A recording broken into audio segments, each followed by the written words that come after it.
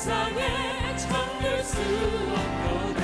나는 이 세상에 잠들 수 없도다. 아멘. 이번에 주님께 박수 올려드리겠습니다. 전도서 말씀 계속해서 이어갑니다. 지난번 전도서 설교의 제목을 기억하십니까? 바람을 잡는 그대에게 라고 하는 제목으로 말씀을 전했고, 오늘은 그 2편에 해당될 이야기입니다. 6장 전체의 이야기인데 제목을 조금 다르게 잡았습니다. 바람을 따라가는 사람이라고 정했습니다. 바람을 따라가는 사람. 오늘 12절 전체 6장의 구절들을 보다 보면 핵심 구절이 9절에 나오는데, 9절에 이는 모든 것이 바람을 잡는 것과 같다라고 이야기하는데 영어 표현에 정확히 나와 있습니다. A chasing after the wind. A chasing after the wind. 바람을 잡으려고 따라가는 것이 우리의 허무한 인생이라고 이야기합니다. 여러분, 우리가 따라가는 그 종착역이 하나님이 아닌 이상 그 모든 것은 바람입니다. 하나님이 아닌 이상 따라가 잡았는데 그분이 하나님이 아니라면 내가 잡으려고 쫓아가는 그 모든 것은 바람이며 허무입니다.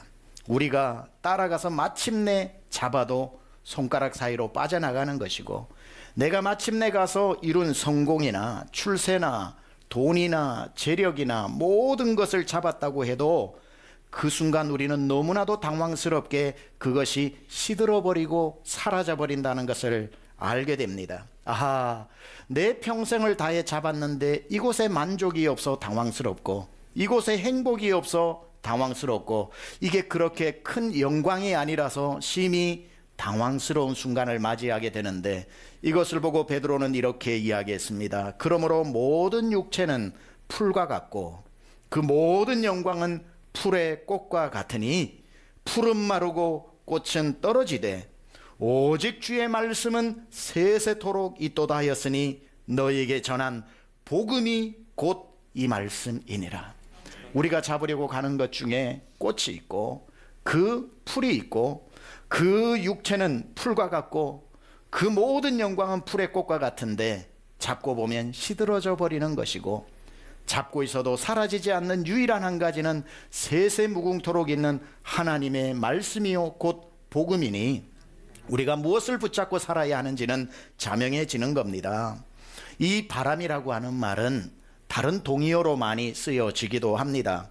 혹자는 우리가 쫓아가는 의미 없는 것을 보이는 듯 하나 가보면 잡아도 실체 없는 것이라 바람이라고 하기도 하고, 어떤 사람은 이 바람의 동의어로 하늘에 두둥실 떠가는 뜬 구름이라고 이야기하기도 하고, 하늘에 아름답게 떠 있으나 실상 잡으려면 잡을 수 없는 7색깔 무지개라고 하기도 합니다.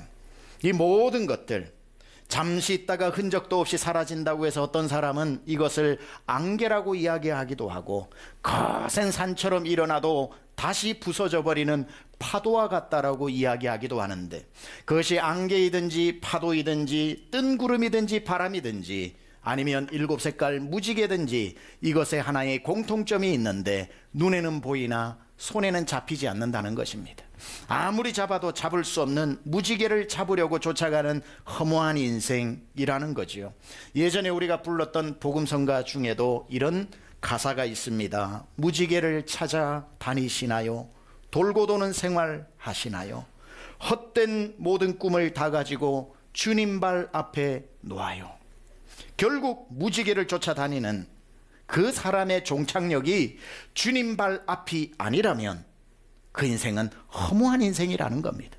무지개를 쫓아다니다가 당도한 종착역이 다행히 주님 발 앞이라면 성공한 인생이겠지만, 무지개만 쫓아가고 그 달아나는 무지개를 바라보고 있는 인생이라면 허무한 인생이라는 겁니다. 오늘 본문에서 바람을 따라가는 인생이 어느 날 허무의 종착역에 당도하여 그 허무의 실체를 바라보고는 너무나도 당황스러워서 마음이 무거워졌다라고 이야기합니다. 마음이 무거워져서 내가 이걸 위해 달려왔나? 내가 이걸 위해서 내 인생을 바쳤나? 아니 고작 이것을 위해 내가 그 젊은 날을 다 소진했던가?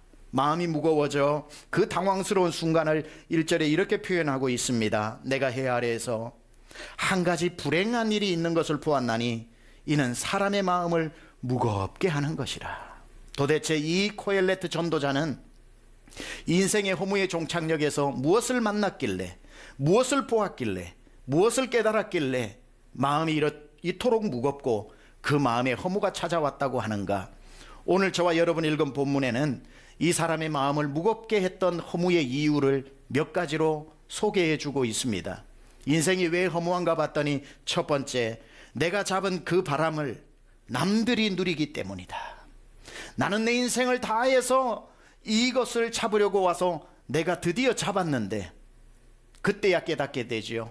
내 손으로 잡은 것을 내가 누리지 못하고 남들이 누리는 것을 보니 무슨 인생이 이래 허무한 인생이 있는가.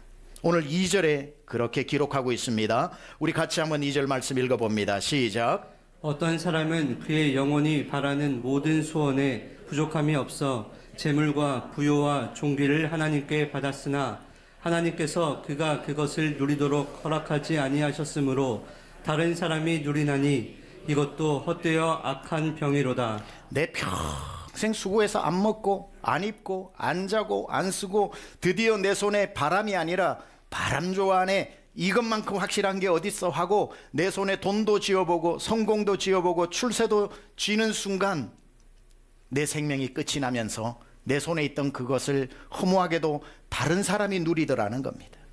평생 수고하여 내 재물을 모아도 그것을 쓰는 사람은 따로 있더라는 거지요.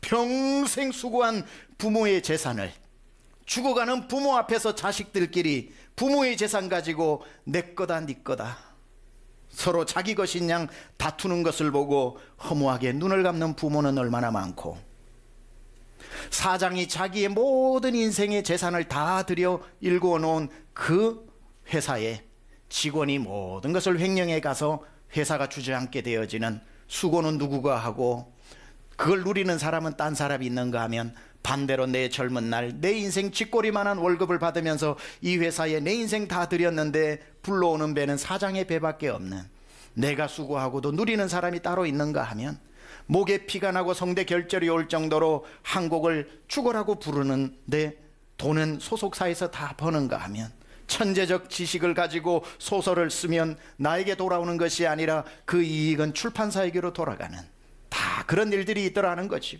내가 수고해도 내가 누리는 것이 아니라 남들이 누리게 되어지는 일들을 보게 됩니다. 슬픈 유머가 있지요.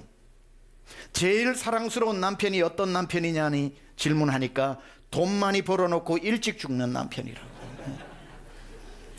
고생은 내가 하고 누리는 건 누가 누리고, 속담에 이런 말이 있죠. 곰은 제주가 부리고 돈은 되놈이 받아간다고. 내가 성공을 하기 위해 여러분이 쓰지 않고 먹지 않고 입지 않고 다 했다고 해서 내가 누리는 것이 아니라 이 전도자가 깨달은 한 가지, 다 버는 사람 따로 있고 쓰는 사람 따로 있더라. 이것이 오늘 전도자가 성공의 정점에서 종착역에서 발견한 하나의 허무함이었다는 거죠. 그가 발견한 두 번째 허무함은 무엇인가 보니까 100명의 자녀를 낳고도 길거리에서 죽는 사람이 있더라. 3절 같이 한번 읽어봅니다. 시작. 사람이 비록 100명의 자녀를 낳고 또 장수하여 사는 날이 많을지라도 그의 영혼은 그러한 행복으로 만족하지 못하고 또 그가 안장되지 못하면 나는 이르기를 낙태된 자가 그보다 낫다 하나니. 사람이 비록 100명의 자녀를 두고, 상징적 숫자겠죠. 100명의 자녀를 두고 오래오래 장수를 하는 축복을 받은 것 같은데 그 사람의 인생의 말미를 보니 안장되지 못하고 He does not receive a proper burial 이라고 영어로 말하고 있는데, 자기가 묻힐 한 평 땅을 구하지 못하고 길거리에서 객사하는 일이 있더라는 겁니다. 자식이 100명인데도 묻힐 땅 하나가 없이 죽어가는 것을 보니 참 자식의 부요를 얻었고 장수의 복을 누렸다고 해도 그 마지막을 보니 참 불행하더라, 허무하더라고 이야기합니다. 자녀들에게 내 평생 번 돈에 끝이 보이지 않는 크기의 땅을 물려주었음에도 불구하고 그 땅을 받은 자식은 부모를 위해 한 평 땅도 내어놓지 못해서 부모가 묻힐 곳이 없어 이리저리 길거리 헤매다가 길거리에서 죽는 일이 있더라는 겁니다. 그래서 사람은 결국 한 평 장지도 얻지 못하고 길거리를 떠돌다가 어디에서 죽었는지, 왜 죽었는지, 언제 죽었는지도 모르고 이 세상을 떠나는 비운의 인생이 있더라는 거지요. 자식이 100명인데도 부모가 지금 어디 있는지를 모르고 어떻게 사는지를 모르고 어느 길거리를 헤매고 있는지도 모르더라는 겁니다. 그래서 우리 강남중앙 침례교회 강중침 성도들은 복받은 줄 믿습니다. 우리 성도들을 위해서 장지인 마무레 동산이죠. 마무레 동산이 있습니다. 여러분은 절대로 객사할 일이 없습니다. 마무레 동산에서 여러분의 마지막을 평안히 주님 앞으로 갈 수 있는 교회만 다녀도 얼마나 귀한 일입니까? 제가 부임을 할 때에 우리 이대 목사님께서 저에게 인수인계를 하시면서 주신 지침 하나가 있습니다. 최 목사님, 절대로 우리 성도의 장지인 마무레 동산을 건드리지 마세요. 마무리 동산을 건드리는 순간 자기가 묻혀, 그렇게 이야기하더라고요. 얼마나 귀한 장소입니까? 그곳에서 장례를 치르면서 부모님을 그곳에서 보내고 가족을 그곳에서 보내면서 우리 성도님들이 저의 손을 잡고 목사님 너무 고맙습니다. 너무 고맙습니다. 얼마나 인사를 많이 하는지 모릅니다. 장례가 일어나 보면 알아요. 우리 요즘에도 여기에도 지금 장례를 치르고 난 많은 슬픔 중에 있는 우리 성도님들이 계신데, 장례가 일어나면 우리 담당 교역자, 교구, 담당 사역자가 한 걸음에 달려가서 처음부터 끝까지 어떻게 하시는지, 그 다음 단계는 어떻는지, 그리고 어디로 가시는지, 어떻게 마지막을 하는지 다 가르쳐 줍니다. 그래서 우리 부목사님들이 장례식장 가서 심심찮게 듣는 질문이 뭐냐면, 장례 지도사가 우리 부목사님한테 어느 회사냐고 묻습니다. 어느 회사에서 나왔냐고 물을 정도로, 그분들이 오히려 다음 뭘 해야 되냐고 물을 정도로 전문가 중에 전문가가 돼요. 처음부터 마지막 순간까지 친절하게 해서 편안하게 고인을 보내드리는 이러한 우리 교회, 얼마나 복된 교회입니까? 얼마나 축복받은 여러분입니까? 그래서 우리 이 믿음의 성도들이 있는 우리 교회는 불효하는 자식보다 낫고, 여러분 옆에 있는 성도는 멀리 있는 친척보다 나은 겁니다. 여러분에게 이렇게 믿음의 식구들이 있고, 여러분의 가족이 이 세상을 떠날 때에 더 슬픈 마음으로 울어주는 사람이 있고, 여러분이 주님 앞에 갈 때에 갈 수 있는 마지막 장소가 있다는 것, 적은 복이 아닙니다. 100명의 자녀를 두고도 길거리에서 이름도 없이 객사하는 사람이, 이 허무한 인생이 얼마나 많은데, 오늘 이 전도자가 자식이 100명이 있으나 묻힐 곳이 없어 길거리를 떠돌다가 죽는 그 사람의 마지막을 보고, 자식이 100명이면 뭐하고 장수하면 뭐하는가, 그 마지막 종착역에서 허무함을 느꼈다는 거죠. 세 번째, 이 전도자가 인생을 왜 허무하다고 이야기하는가 보니까, 먹을 것은 많은데 식욕이 없는 것을 보고 인생의 허무를 느끼게 된 겁니다. 이 얼마나 허무한 일입니까?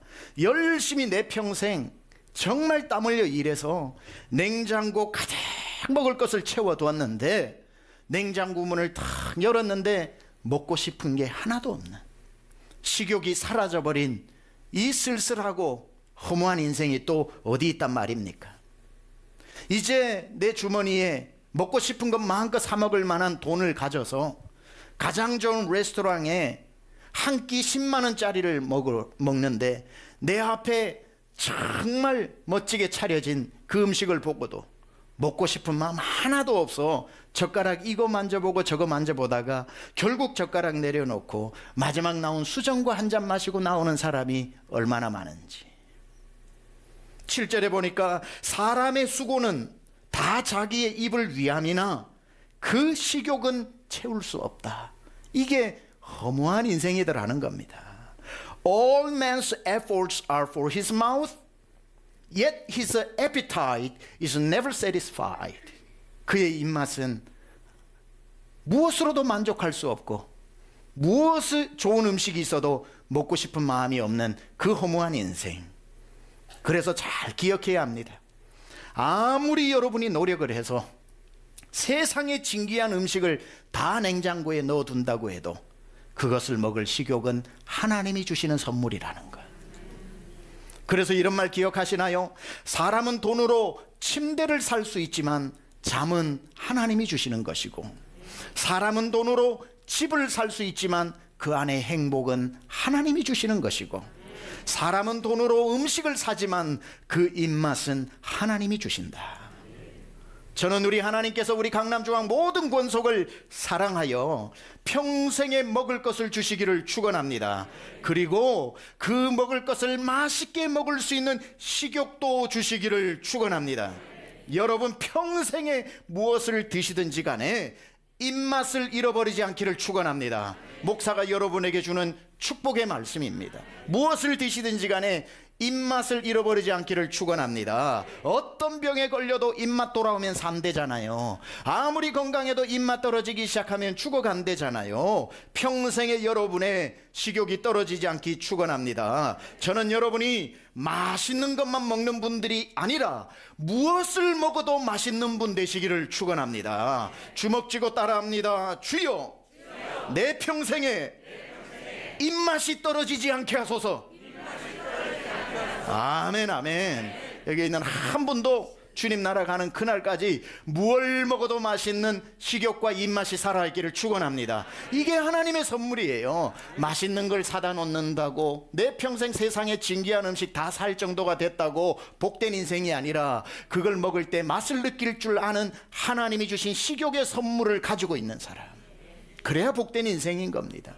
지금부터 무얼 드셔도 맛있는 집만 찾아다니는 게 아니라 어느 집 문을 열고 들어가도 다 맛있는 그러한 식욕이 여러분 안에 있기를 주님의 이름으로 축원합니다. 네 번째 보니까 왜 인생의 종착역에서 이 코엘레트 전도자가 허물을 느꼈는가 보니, 평생 지혜를 쌓아도 우매한 자보다 더 나은 것이 없다는 것을 알게 되고 인생의 허물을 깨달은 겁니다. 세상 지혜를 다 가졌던 솔로몬이 자기 지혜를 다 가지고 살았는데도 불구하고 마지막에 돌아보니 내가 쌓은 지혜가 우매하다고 생각해왔던 사람보다 별반 더 나을 것이 없는 것을 보고, 야, 내가 무슨 지혜를 쌓아서 살아왔던가 허무가 느껴지는데, 8절 상반절에도 보니까 지혜자가 우매자보다 나은 것이 무엇이냐 질문하고 있는 거예요. 내 평생 솔로몬이다, 지혜를 다 쌓아봤다마는 저 밤매는 농부보다 내가 더 나은 지식이 뭐가 있더란 말인가.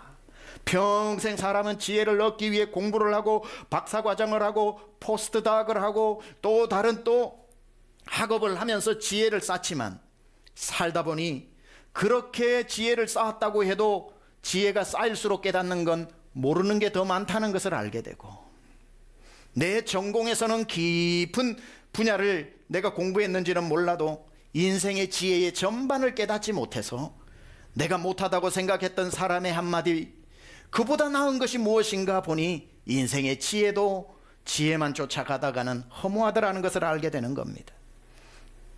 군대 가기 전 20대 초반에 신학교에서 공부를 하다가 창밖으로 보이는 가을이 너무나도 멋있어서 훌쩍 제가 지리산으로 떠났습니다.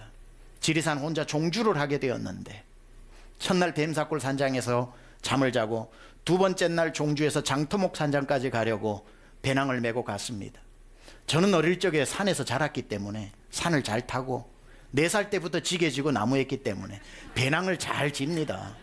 그래서 산 타고 가는 거 아무 문제가 없는데, 한참을 가다 보니 저 앞에 저보다 나이가 좀 많은데 그 사람이 걸어가고 있는데 배낭이 춤을 춥니다. 춤을 춰요. 다리가 다 흐느적거리고 있으면서 혼자 그 산속을 걸어가는데, 직감적으로 저렇게 가다가 얼마 못 가 저 사람 탈진해서 죽는다는 생각이 들어서 바쁜 걸음으로 쫓아가서 그 사람 보고 빨리 이 배낭 내려놓으라고 그랬습니다. 그리고는 그것을 타이트하게 챙겨줬습니다. 왜? 가까이 가서 보니까 그 사람하고 배낭이 이만큼 떨어져서 걸을 때마다 배낭이 춤을 추는데, 이틀 동안 춤을 췄으니 얼마나 그 배낭 지고 가는 게 힘들었겠습니까? 다시 어깨에 메어주면서 다시 끈을 쫙 당겨주고 허리끈을 배로 묶어주고 나니까 제가 가지고 있는 물 한 병을 주면서 마시라고 그러니까 눈에 죽어가던 눈이 다시 생기가 돌아오면서 당신 때문에 살았다고 그러길래 그분과 함께 장터목 산장까지 반나절을 함께 걸어갔습니다. 이렇게 걸어가는 중에 어떻게 해서 혼자 이 산에 위험한데 왔냐고 물어보니까 국가시험을 봤는데 국가시험에서 수석을 했답니다. 그래서 그 기분에 이제 의기를 한번 다지고 새 출발하려고 올라왔다는 거죠. 그때 알았습니다. 국가시험에 수석을 해도 배낭 끈은 맬 줄 모른다는 거예요. 다 그런 겁니다. 세상의 모든 지식을 가져도 마당에서 들판에서 구르면서 배운 지식도 필요하고 더 나은 지식이 어디 존재하는 것이 아니더라는 겁니다. 평생 학문이 없고 한글도 변변히 읽기 힘들어하는 사람인 줄 알았는데 인생 살 만큼 살아 그 사람하고 얘기 나누어 보니 그 사람이 날 보고 이것도 모르고 어떻게 살았냐고 할 정도로 내 지식, 그 사람 지식이 평준화되어져서 다 지식 있다고 자랑할 것도 아니고 지식이 모든 것을 해결해 준다고 쫓아갈 것도 아니고 내가 쌓은 지식이 전부가 아닌 것도 알게 되고 내가 우매하다고 생각했던 사람이 살다 보니 우매한 것이 아니었고 이 현실 앞에 평생 지식 하나만 따라갔던 그 종착역 앞에서 또 한 번 허물을 느끼게 되는 겁니다. 세상의 모든 지혜를 가졌던 솔로몬이 바로 이러한 허물을 깨닫게 된 거죠. 다섯 번째, 이 사람이 허무의 종착역에서 왜 인생을 허무하다고 이야기하는가? 또 한 가지가 해 아래에서 새로운 것이 없기 때문에 나는 새로운 줄 알았는데 나는 이게 최초인 줄 알았는데 내가 발명한 줄 알았는데 해 아래에 보니까 다 옛날에 누군가가 했던 거더라는 거죠. 오늘 10절 말씀 우리 같이 한번 읽어봅니다. 시작.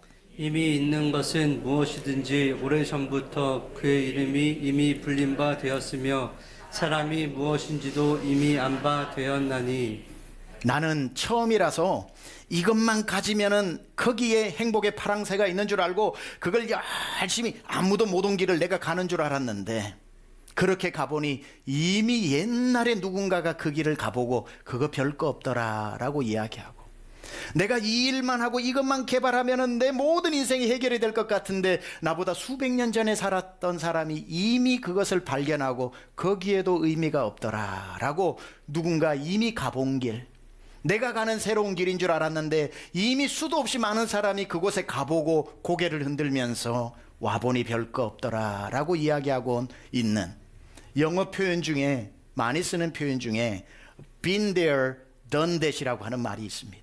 been there, done that. 내가 가봤고 해봤다. 요약하면 누가 무슨 얘기를 하면 been there, done that 이렇게 얘기합니다. 나도 다 해봤다라는 뜻입니다. 나도 다 해봤다. 너는 처음인 것 같지? 내가 다 해봤다. 별거 없더라. 너 처음 가는 것 같지? 그 길을 간 사람 수도 없이 많다. 가본 사람이 다 별거 없다고 얘기하더라. 내가 추구하고 달려가는 목표가 누군가는 이미 그 목표에 오래전에 당도했는데 가보니 내가 꿈꾸던 것이 거기에 없어서 허무에 탄식을 하고 있고 내가 얻고 싶은 그 성공을 이 성공을 향해 내 인생을 바치는데 누군가는 오래전에 내가 이루고 싶은 성공을 이미 이루어 보고 난 뒤에 그곳에서 허물을 이미 발견했고 내가 저 집에만 살면 행복할 거라고 생각해서 평생 저 집만을 목표로 하고 살아가는데 이미 그 집에 살아본 사람은 큰 집이 주는 행복이 없더라고 이야기하고 있고 다 누군가는 been there, done that. 이미 가보고 해봤던 일.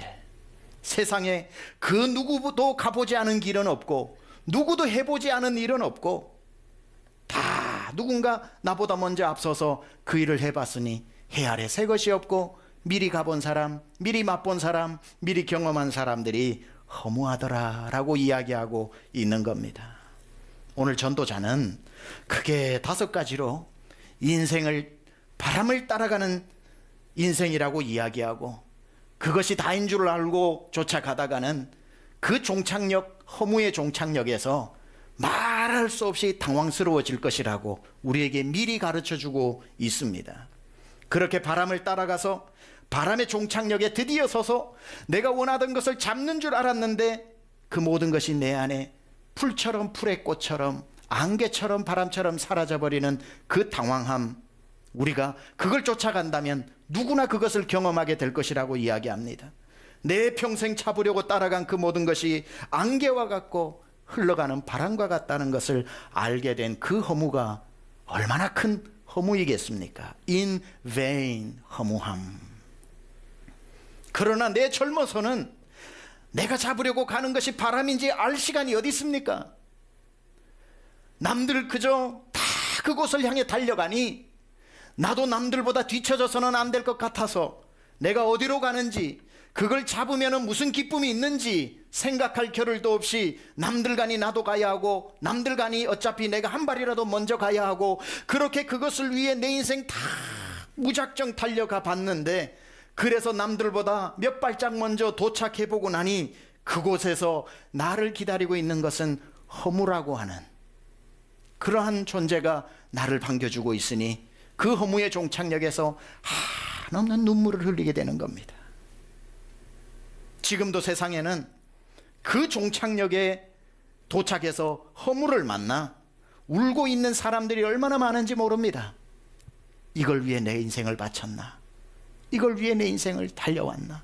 자식에게 실망하여 내가 자식 위해서 이토록 인생을 다 바쳤나?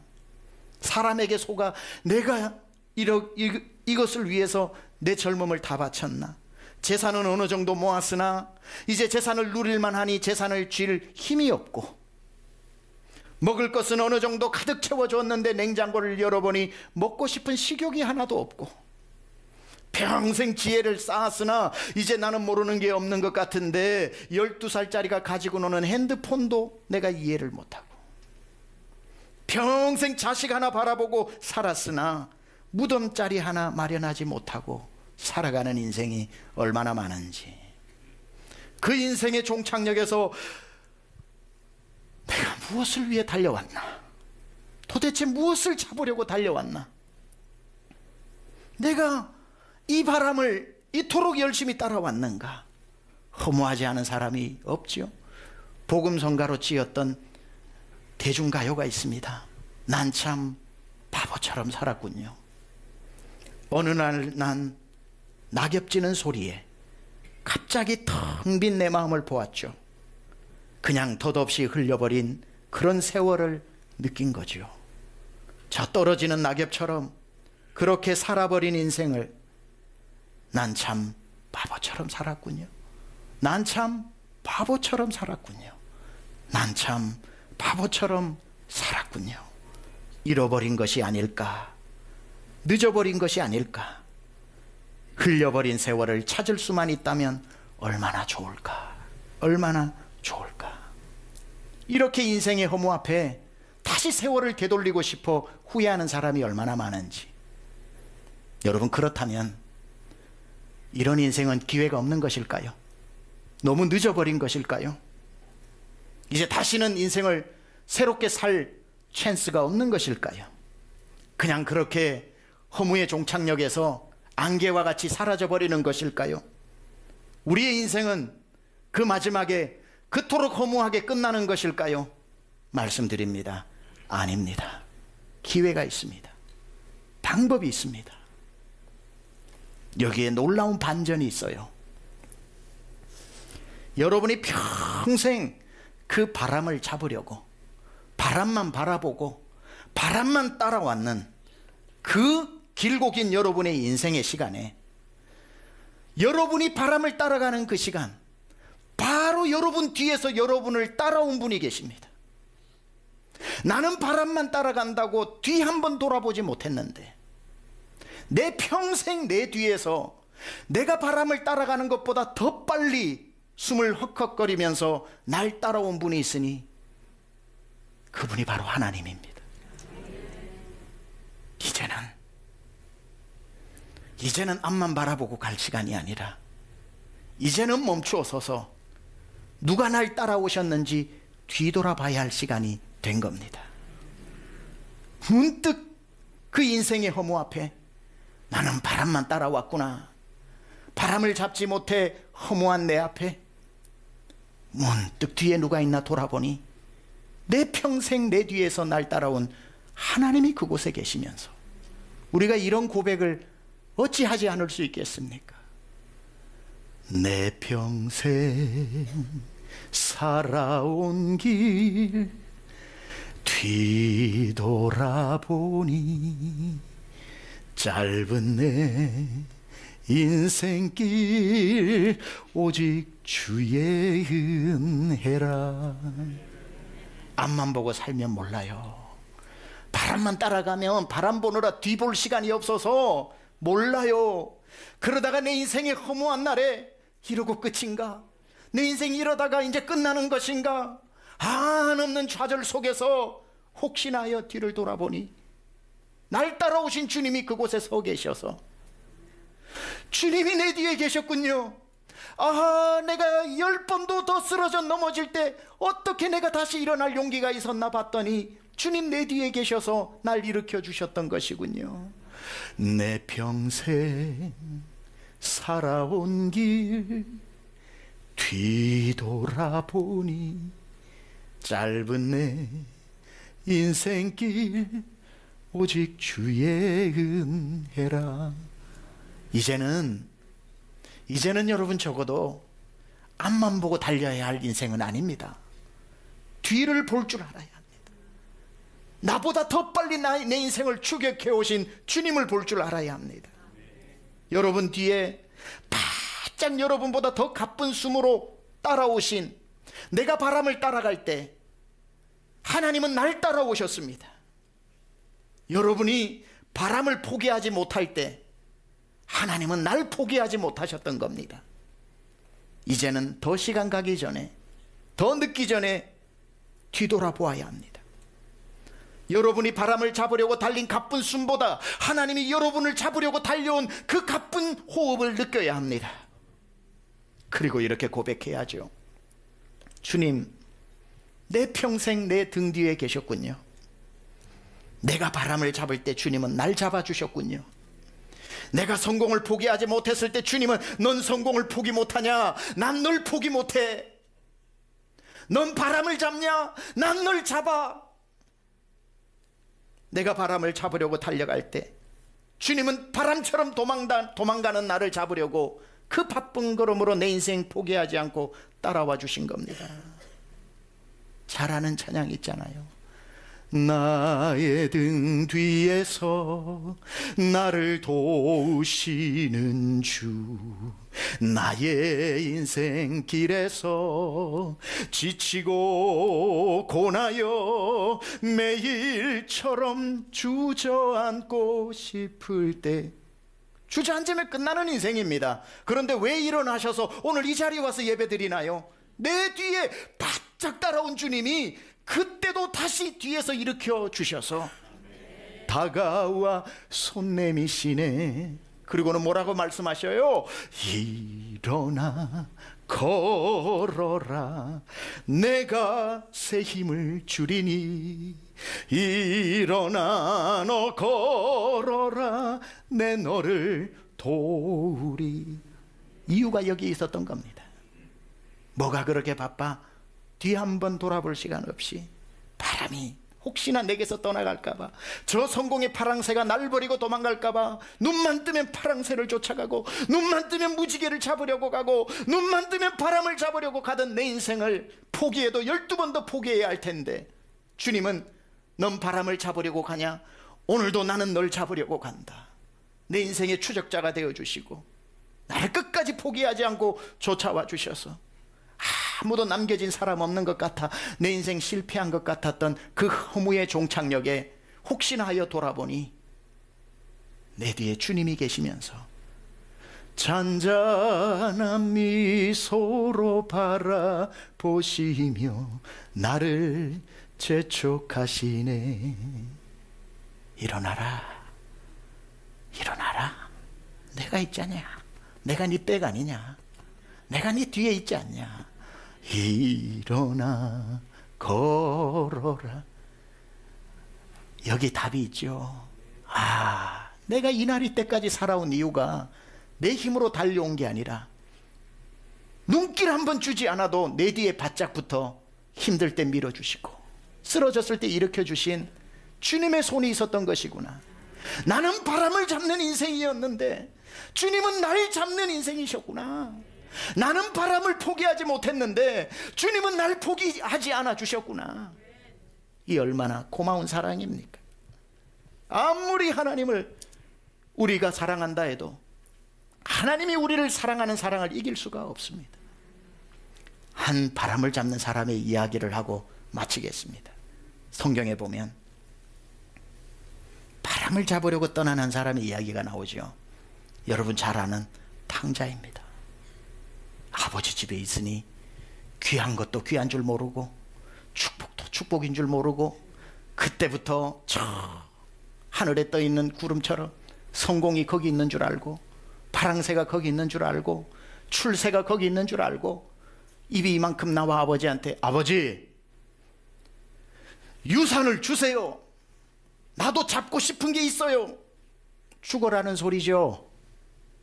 사랑하는 아버지가 아들의 마음이 떠난 것을 알고 유산을 손에 쥐어주니 뒤도 안 돌아보고 바람을 잡으려고 떠나버립니다. 드디어 내가 바람을 잡겠구나. 드디어 내가 성공을 잡겠구나. 드디어 내가 이 돈이면 출세를 잡겠구나.